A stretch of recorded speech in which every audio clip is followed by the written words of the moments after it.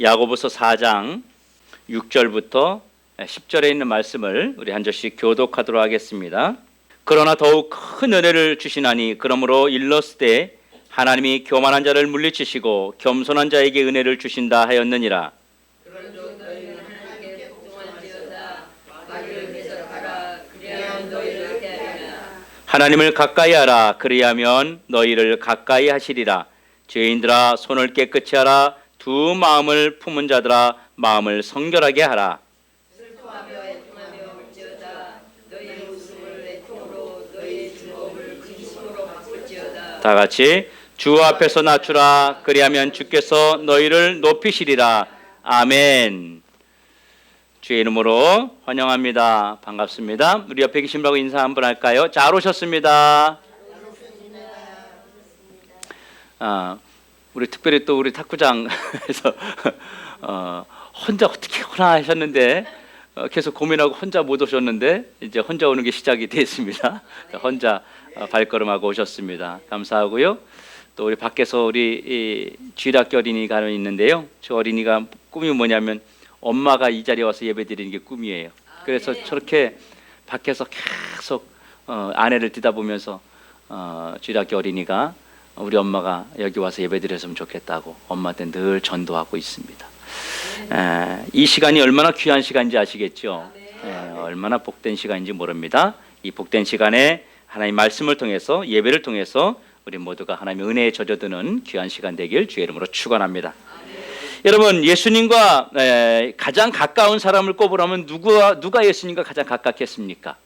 많은 사람을 생각할 수 있겠지요. 오늘 야고보서를 기록한 야고보는요, 예수님의 형제입니다.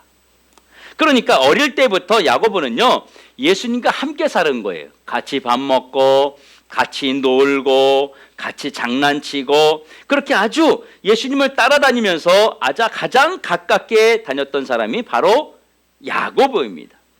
야고보가 활동하던 당시에 초대교회는요, 환난과 핍박이 아주 극심했습니다.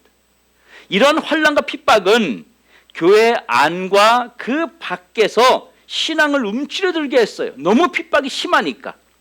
이런 힘든 시기에 야고보는 많이 흩어져 있는 그 그리스도인들이 마땅히 행동해야 할 것들에 대해서 여러 가지를 야고보는 교훈했습니다. 특별히 4장 8절에 보면 하나님을 가까이 하라. 그리하면 너희를 가까이 하시리라. 하나님을 가까이 하라고 명령 섞인 그런 교훈을 지금 야고보가 하고 있습니다. 그런데 하나님을 가까이 한다는 것이 여러분 상당히 추상적이지 않습니까? 하나님을 어떻게 가까이 할 수 있을까요? 저는 하나님과 가까이 하고 있습니다. 그걸 증명할 수 있습니까? 그걸 어떻게 표현할 수 있습니까? 왜냐하면 하나님은 형상이 없으시기 때문에 얼만큼 내가 하나님하고 가깝다고 하는 것을 증명할 수가 없는 거예요. 내가 하나님하고 얼만큼 가까운지 다시 말하면 거리를 측정할 수 없다고 하는 것입니다. 당시 이 말씀을 듣던 그리스도인들 대부분은요, 유대인들이었습니다. 유대인들의 사고에는요, 하나님을 가까이 한다는 것은 상상도 할 수 없는 거예요. 다시 말하면 신이기 때문에 그 거룩하신 하나님에게 내가 가까이 한다? 이것은 말도 할 수 없는, 그들의 사고로는 이해할 수 없는 그런 일이었다고 하는 것입니다. 이런 사고의식을 가진 사람들에게 하나님을 가까이 하라 이렇게 말할 때 이들은 그것이 굉장한 거부감과 충격으로 받아들일 수밖에 없었다고 하는 것입니다. 그러면 여러분들은 하나님과 가까이 지금 지내고 계시나요? 하나님과 얼마나 가까이 하고 계십니까?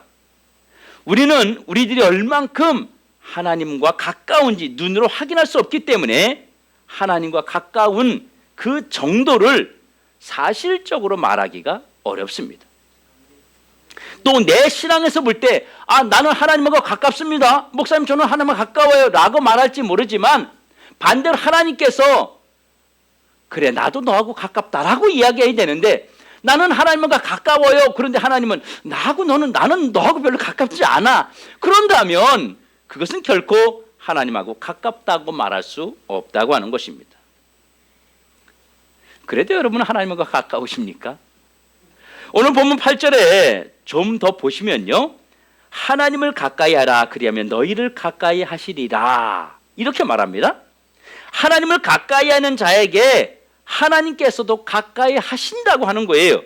쉽게 말하면 내가 하나님께 다가가면 하나님도 나에게 다가오신다는 얘기고, 반대로 내가 하나님으로부터 멀리 가면 하나님도 나에게서 멀어지신다, 이 말이 되는 것입니다. 그러니까 하나님과 가까워진다는 이 말이 내 신앙의 아주 중요한 부분을 차지한다고 하는 것입니다. 이건 대단히 심각한 부분이에요. 그렇다면 하나님을 가까이 하는 것은 어떤 삶을 말하는 것일까요? 도대체 하나님을 가까이 하라 그러는데 가까이 하는 그런 삶이 눈으로 확인할 수도 없고 보여줄 수도 없고 표현할 수도 없는데, 그러면 가까이 하는 삶은 어떤 삶이냐 하는 것입니다. 도대체 어떻게 해야 하나님과 가까이 하는 것입니까?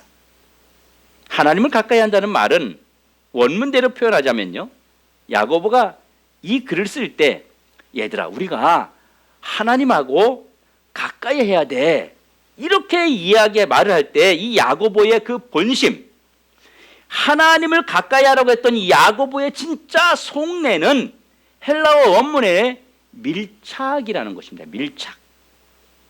하나님과 떨어지지 말라는 것이에요. 다시 말하면 하나님과 압축되어라. 압축되어라. 꽉 눌러서 안 떨어지는 것처럼 그렇게 되라, 이 말이에요. 하나님을 가까이 하는 삶은 24시간 하나님과 함께하는 것을 말하는 것입니다. 다시 말해서 24시간 하나님이 나에게 임재하시는 것이에요. 하나님이 지금 나와 함께하고 계시구나. 하나님이 지금 나와 동행하고 계시구나. 하나님이 지금 내 속에서 역사하고 계시구나. 하나님의 임재와 간섭을 느끼는 것, 이것이 하나님과 가까이 하는 것이에요. 우리가 항상 살아가면서 하나님이 나와 함께 하시지, 내 안에 계시지, 이런 것을 우리가 얼만큼 느끼고 사느냐는 것입니다. 어떤 내가 특별한 경우가 있을 때, 특별한 상황이 있을 때, 그때서야 하나님이 도와주셨어, 이렇게 느끼고 사는 것인지, 아니면 정말 내가 매 순간마다 주님이 나와 함께 하시는 것처럼, 그래서 두려움이 없고 염려가 없고 근심이 없고 걱정이 없고 모든 것이 평안하고 하나님이 하실 것인데 뭐, 이런 마음을 가지고 우리가 살아가고 있는 것인지 우리 스스로를 한번 보아야 된다는 것입니다. 여러분, 내가 이 물이 있는데 이 물을 내가 먹고 싶은데, 이걸 하나님과 가까이 하는 사람은요, 내가 이것을 마시는 것이 하나님이 기뻐하시는 것일까라고 생각을 하는 거예요. 그리고 하나님이 기뻐하지 않는 것이라면 이것은 막 먹는 것을 내가 내려놓는 것입니다. 바로 내 의지가 아니라 하나님의 간섭하심 때문에 내 삶에 통제받는 것, 이것이 하나님의 임재와 간섭하심이에요. 또 하나는 하나님의 임재와 간섭을 느끼기 때문에 자신의 의지보다 하나님의 통제로 사는 삶이 하나님을 가까이 하는 삶입니다. 끊임없이 내 삶에서 하나님이 예스와 노를 하시는 거예요. 끊임없이 하나님이 내 안에서 기쁨도 주시고 스탑도 하시는 겁니다. 스탑 했을 때 내가 서야 되고, 예스 했을 때 해야 되고, 노 했을 때 하지 말아야 되는 것이 바로 하나님과 가까이 하는 삶이라는 것입니다. 그러면 이렇게 하나님과 밀착된 하나님의 임재, 하나님의 간섭, 하나님의 통제를 받기 위해서 두 마음을 품지 말고 오직 하나님께 전념해야 된다는 것입니다. 하나님을 잃어버리지 않으면 모든 일에 하나님을 동참시키는 삶을 말하는 것이에요. 모든 일에 하나님을 동참시키는 것은 첫 번째로 성경론은 우리에게 이렇게 말합니다. 8절에 하나님을 가까이 하라, 그리하면 너희를 가까이 하시리라. 죄인들아 손을 깨끗이 하라. 두 마음을 품은 자들아 마음을 성결하게 하라. 두 가지를 이야기했어요. 첫째가 손을 깨끗이 하는 거하고 또 하나는 두 마음을 갖지 말라는 거예요. 여러분, 두 마음이라는 것은 하나님 생각 외에 다른 것을 버리라는 것을 말하는 것입니다. 손을 깨끗이 하는 것은 하나님이 싫어하는 것에 대해서 완전히 버리는 것을 말하는 것입니다. 오직 주님에게 접근하는 것이, 이것이 주님의 임재와 간섭과 통제와 하나님을 가까이 하는 자가 가지는 삶이라는 것입니다. 오직 하나님께 마음을 두는 것입니다. 하나님과 24시간 함께 살아가는 자가 하나님이 싫어하는 장소나 하나님이 싫어하는 사람들을 계속 곁에 둘 수 없다고 하는 것입니다. 하나님을 가까이 하는 사람은요, 하나님이 싫어하는 장소도 갈 수 없고 하나님이 싫어하는 사람을 만날 수도 없다고 하는 것입니다. 손을 깨끗이 씻듯이 주변을 성결하고 거룩한 모습으로 정리해서 하나님이 가까이 하실 수 있도록 내가 먼저 노력해야 된다는 것입니다. 우리가 아무리 좋은 사람이라도 내가 막 지저분하고 냄새나면 그 사람이 나에게 가까이 오지 않는 것입니다. 그래서 사람들이 뭐해요? 향수도 뿌리고 옷도 막 갈아입고 냄새 안 나게 하고 그렇게 하잖아요. 그건 나 혼자 사는 것이 아니기 때문이에요. 상대가 나에게 거부하지 않도록 하기 위한 것이잖아요. 그래서 우리도 주님이 나에게 가까이 오실 수 있도록 우리도 노력해야 된다는 것입니다. 두 번째는 주님과 가까이 하는 것은요, 날마다 자신을 일으키는 것입니다. 본문 9절과 10절에 보면 같이 한번 읽어볼까요? 자막이 있습니다. 시작. 슬퍼하며 애통하며 울지어다. 너희 웃음을 애통으로 너희 즐거움을 근심으로 바꿀지어다. 주 앞에서 낮추라. 그리하면 주께서 너희를 높이시리라. 우리가 하나님께 전념하지 못하도록 사탄의 방해가 있어요. 사탄은요, 하나님에게 전념하지 못하도록 만들어야 돼요. 그래서 오늘 7절에 보니까 마귀를 대적하라 이렇게 말씀하고 있어요. 왜 그러냐면요, 우리가 하나님께 가까이 하지 못하도록 사탄이 방해하고 있기 때문에 마귀를 대적해야 된다는 거예요. 사탄은 우리가 하나님에게 멀어지도록 온갖 수단과 방법을 다 동원합니다. 사탄은 두 가지 방법으로 우리의 마음에 하나님께 전념하지 못하도록 만들어요. 하나는 죄에 대한 무감각하게 만듭니다. 죄에 대해서 무감각하게 만들어요. 지금 이 시대에 이게 뭐 죄야? 이것쯤이야 뭐. 죄를 저 죄처럼 여기지 않게 만든다는 것이죠. 죄에 대한 심각성을 갖지 않게 만듭니다.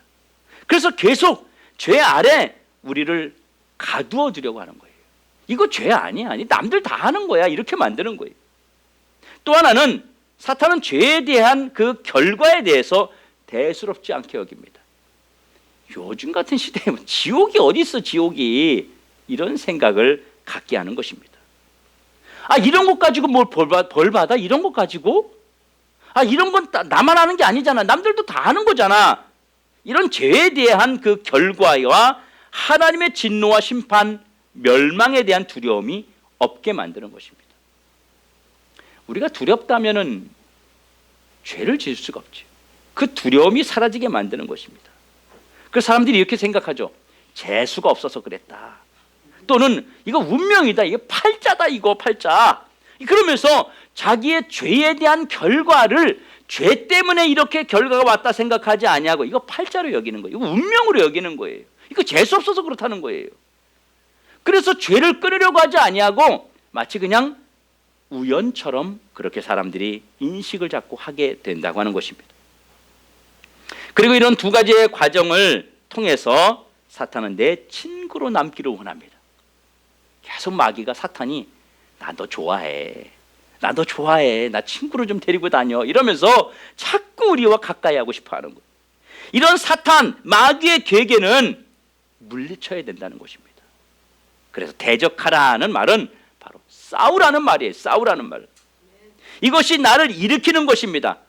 하나님께 더 가까이, 하나님과 더 밀착되고 하나님의 임재를 더 많이 느끼고 하나님과 내 삶이 더 가까워지는 하나의 모습을 갖게 하기 위해서 늘 내 안에 누군가 개입하려고 하는 것에 대해서 우리가 경계하고, 그리고 늘 그 부분을 깨끗하게 정리할 줄 알아야 된다는 것입니다. 그래서 본문 9절이 이렇게 말합니다. 슬퍼하며 애통하며 울지어다.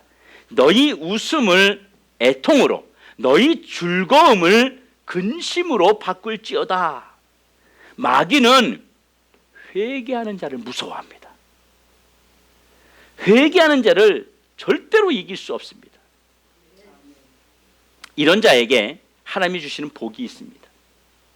그것이 뭐냐면 6절에 더 큰 은혜를 주신다고 했습니다. 다른 사람들이 상상할 수 없는 은혜를 부어주신다는 거예요. 하나님을 가까이 하는 자에게 주시는 더욱 큰 은혜는 세 가지인데요. 하나는 하나님을 가까이 하게 주시는 첫 번째는요, 그 복은 뭐냐면 겸손이라는 것입니다. 여러분, 겸손이 무엇인지 아십니까? 겸손이라는 것은 하나님께서 나를 더 높이고 귀하게 사용하시려는, 쓰시려는 은혜입니다. 10절에서 주 앞에서 낮추라, 그리하면 주께서 너희를 높이시리라. 여러분, 겸손이라는 게요, 은혜라는 것이 믿어집니까? 겸손이 내 마음대로 되는 거 아니거든요. 나 겸손해야지, 나 낮아져야지, 나 남들 앞에서 좀 이렇게 잘난 척하지 말아야지, 그런다고 되냐고요. 안 되더라는 거죠. 나 이번에 가서 겸손해야지. 그런데 기회만 나면 이게 겸손이 아니라 자꾸 교만이 나오고 자랑이 나오고 나를 드러내고 싶은 마음이 이 속에서 그냥 불일 듯이 일어나는 거예요. 어떻게 틈만 나면 내 자랑을 하려고, 그런 게 우리 속에 계속 나타나는데요, 내가 아무리 겸손하고 싶어도 되지 않는다는 것입니다. 그래서 겸손이 뭐냐? 하나님의 은혜로 찾아오는 결과라고 하는 것입니다. 내가 겸손하고 싶다고, 내가 사람 앞에, 하나님 앞에 낮아지고 싶다고 절대로 되지 않는다는 거예요. 정말로 겸손은요, 하나님의 은혜입니다. 은혜보다 더 큰 은혜를 받아야 겸손해질 수 있어요. 겸손은 하나님이 더 큰 은혜로 우리를 높이시려고 하는 계획이 그 안에 가득한 것입니다. 그래서 겸손한 게 자기 마음대로 되는 것이 아니라 하나님이 그 사람을 사용하기 위해서 겸손케 만드신다는 것입니다. 어떤 사람이 교만하고 거만하고 된 줄 모르고 나대고 그러면 하나님은 하나님의 그 은혜가 그 사람에게는 고갈되었구나라고 보시면 됩니다. 의시되고 폼되는 것은 여러분 절대로 은혜가 아니라는 것입니다. 교만은 바로 사탄의 속임수요, 겸손은 하나님의 은혜의 결과라고 하는 것이죠. 하나님을 가까이 하는 자에게 주시는 두 번째 복이 바로 마귀를 이기는 능력입니다. 마귀를 이기는 능력을 하나님을 가까이 하는 사람에게 하나님이 주십니다. 그게 복이에요. 7절에 보면 아주 멋있는 말이 있는데요, 그런즉 너희는 하나님께 복종할지어다, 마귀를 대적하라, 그리하면 너희를 피하리라. 우리가 하나님을 가까이 하는 그것만으로도 마귀를 대적하는 것이 되고, 그것만으로도 마귀가 제어되는 역사가 일어난다고 하는 것입니다. 성경을 보면 하나님을 가까이 하는 것과 마귀를 대적하는 것은 따로따로 떨어진 것이 아니고 하나입니다. 하나. 마귀를 이기는 능력은 하나님을 가까이 하는 것만으로 마귀를 대적하는 것이 되고, 결과적으로 마귀가 물러가게 된다고 하는 것이에요. 이것이 마귀를 이기는 능력입니다. 우리가 특별히 마귀를 이기기 위해서 무슨 축사를 하거나 무슨 능력을 받거나 무슨 은사를 받거나 그럴 수도 있습니다. 그러나 마귀는 그런 것을 통해서 물러가는 게 사실은 아니에요. 그럼 마귀는 무엇을 통해서 물러가고 제어를 당하느냐? 하나님에게 우리가 한여름에 고무신에 붙은 껌처럼 딱 붙어 있을 때 마귀가 물러가고 제어당하는 것입니다. 능력받은 사람이 마귀를 이기는 것이 아니라 하나님을 가까이 하는 사람이 마귀를 이기는 것이라는 거예요. 하나님을 가까이 하는 자에게 주시는 하나님의 세 번째 복이 있는데요, 바로 삶을 바꾸어 주십니다.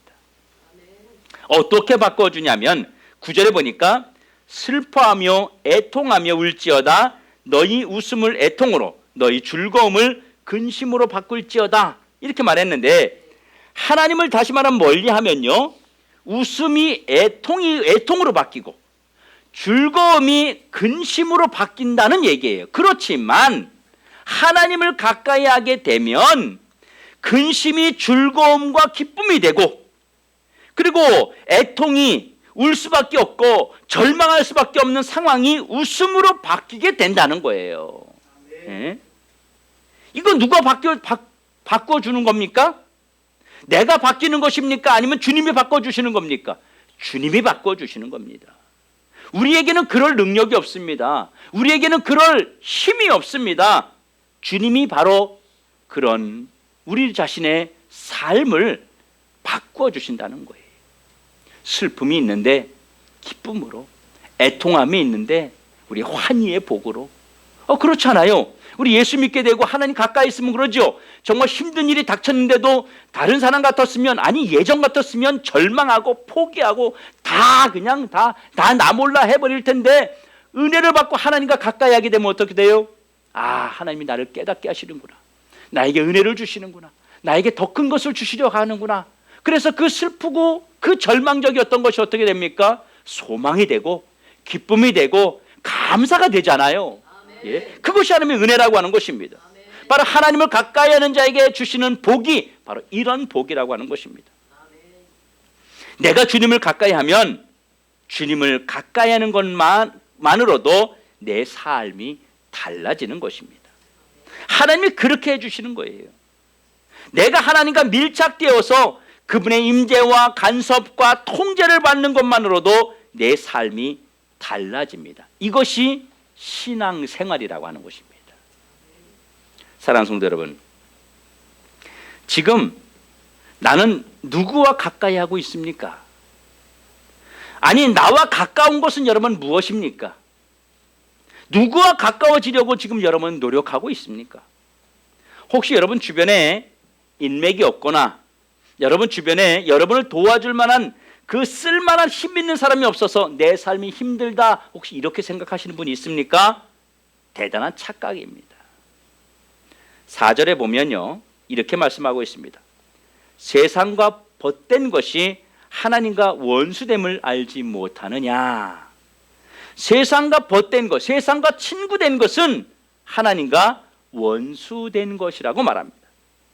만일 여러분이 세상과 더 가까워지고 세상적인 삶과 더 가까워지고 세상적인 것을 끊지 못해서 여러분들이 애타고 노력한다면 그것 자체만으로도 하나님과 원수가 되었다고 하는 것입니다.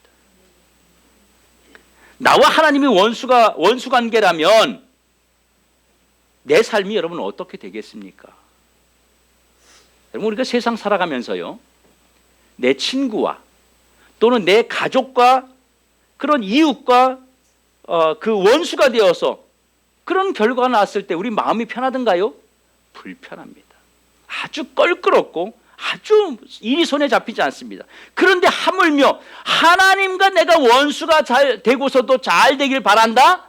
이거 한번 생각해 보아야 되지 않겠습니까? 하나님과 원수가 된다면 여러분 누가 좋아하겠습니까? 하나님과 원수된 자로 산다면 내 인생의 오늘과 내일이 어떻게 되겠느냐는 것입니다.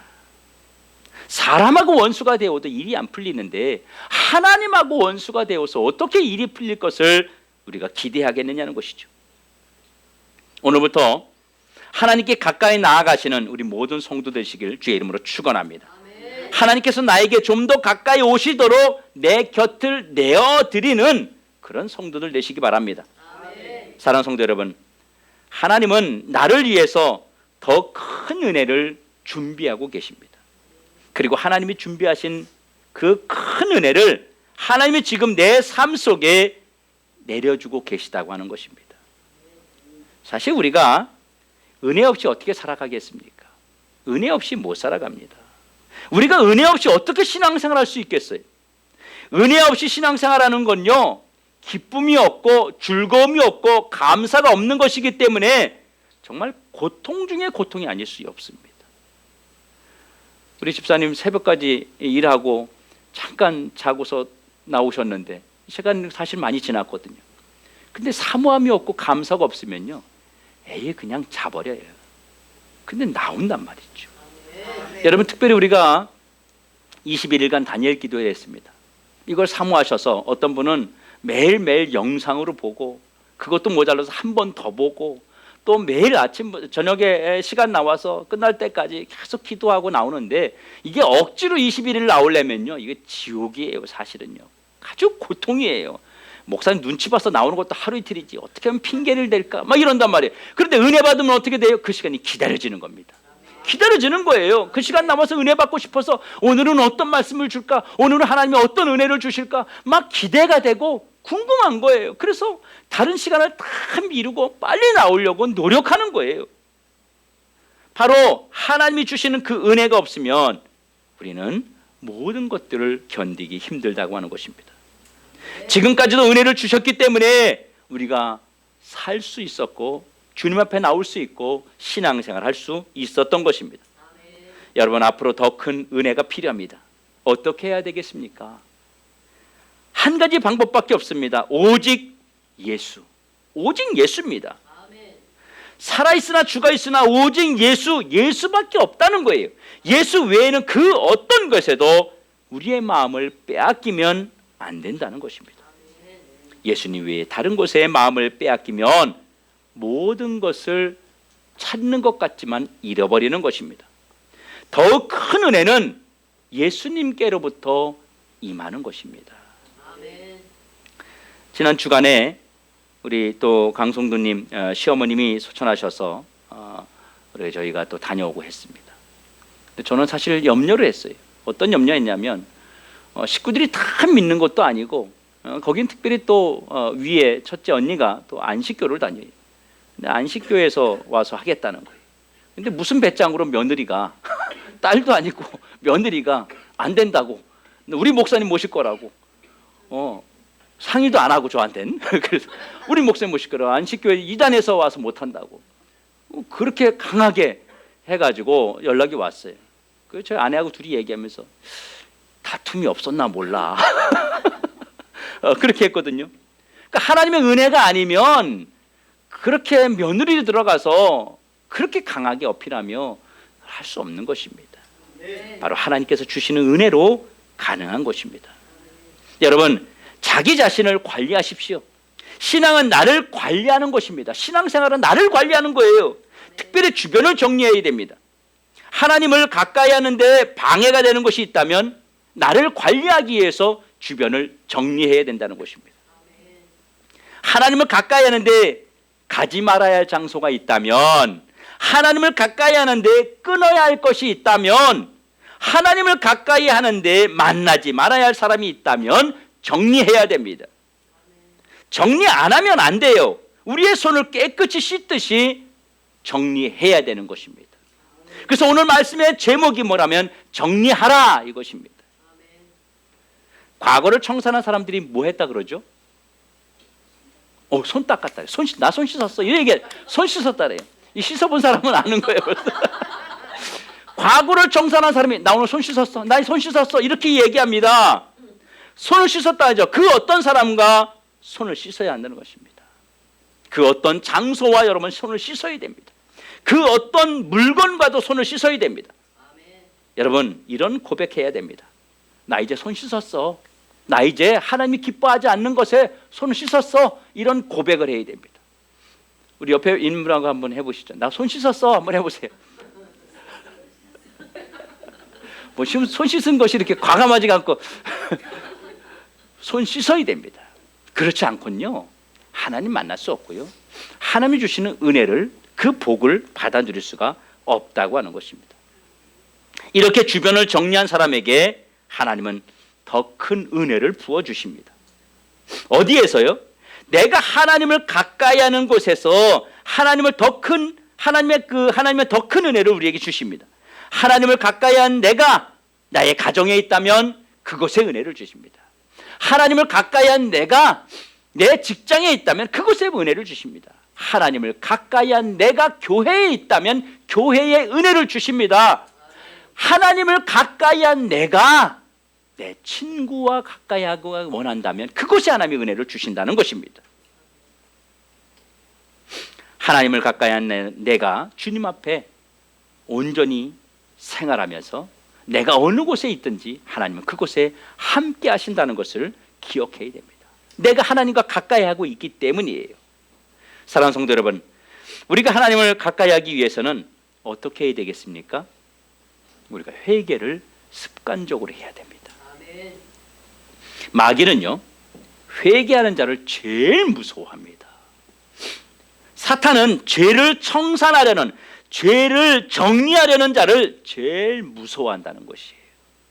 많은 사람들이 회개하라는 말을 듣기 싫어합니다. 그래서 회개 설교하면요, 목사님 그런 설교 하지 말아달라는 거예요. 그 설교 싫다는 거죠. 하나님을 가까이 하지 못하도록, 내가 정리해야 할 것들을 정리하지 못하도록 자신을 바라보며 우리가 회개가 생활화될 때에 하나님이 우리와 더욱더 가까이 하여서 오늘 말씀처럼 나에게 주시는 그 특별한 은혜와 특별한 복을 우리에게 허락하실 줄로 믿습니다. 아멘. 그런 삶을 살아가는 저와 여러분 되기를 주의 이름으로 축원합니다.